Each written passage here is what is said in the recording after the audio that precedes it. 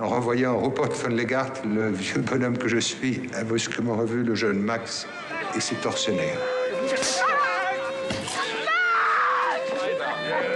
C'est elle qui m'a sauvé la vie. Elsa Wiener. Elle était belle. C'est Elsa Wiener qui va prendre soin de l'accusé, l'élever comme une mère.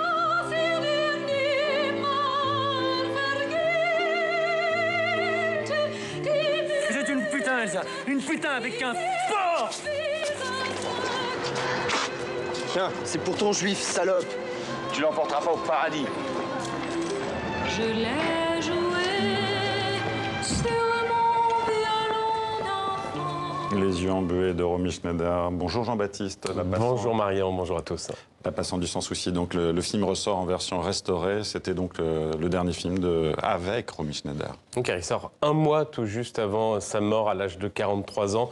Dernier témoignage de la grâce de cette actrice allemande naturalisée française. Ce film de Jacques Rouffio avec Michel Piccoli et vous l'avez vu, le tout jeune Gérard Klein. C'est Romy Schneider elle-même qui a voulu l'adaptation de ce roman de Joseph Kessel. Elle-même qui a tenu à ce que le tournage se fasse en 1981, malgré tout, malgré la mort dramatique, accidentelle de son fils de 14 ans, malgré son ablation également d'un rein. Voilà pour le contexte dramatique du tournage. Et puis le film, lui, est sur deux époques, avec cet homme qui en tue un autre et qui va raconter son passé, celui de ce petit garçon qu'il était juif, de cette femme et qui fait tout en 1936 pour faire libérer son mari d'un camp. La Passante du Sans Souci avec Romy Schneider, lumineuse et bouleversante à nouveau sur les écrans français dans quelques jours en version restaurée, un film qui passe d'ailleurs régulièrement sur nos antennes également.